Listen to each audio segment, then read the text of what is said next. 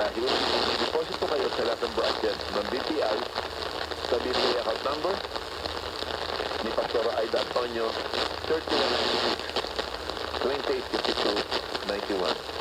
At inyong tagapalataya kasahan ang pangako na Jesus. Siksik, ligay sumahabaw ng pagkakala. Inyong kampi sa Panginoon na kanyang ikasisiya sapagkat maraming magpapasalamat sa Panginoon sa inyong buhay na nangaliligtas sa palatuntunan ito. Tunay, kapatid, ito'y gawain ng Panginoon Diyos.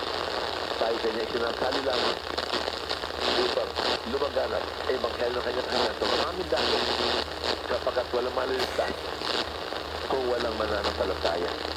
Walang mananampalataya kung wala pong mapapakinggan. Walang mapapakinggan kung walang magsasalita. Walang magsasalita kung walang hahayo.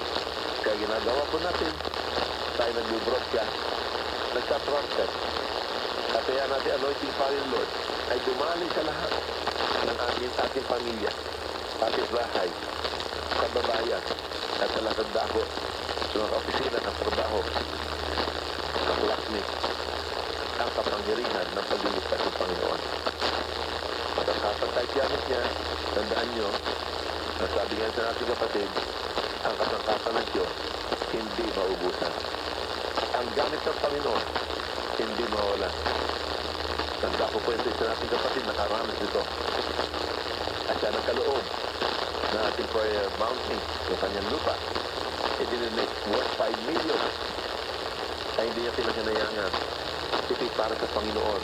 Sabi niya, kapag ikigamit ng Diyos, hindi ka mangangailangan. At ang kapaka ng Diyos, hindi ka magkukulang. Katulad din sa sakyan na gamit natin.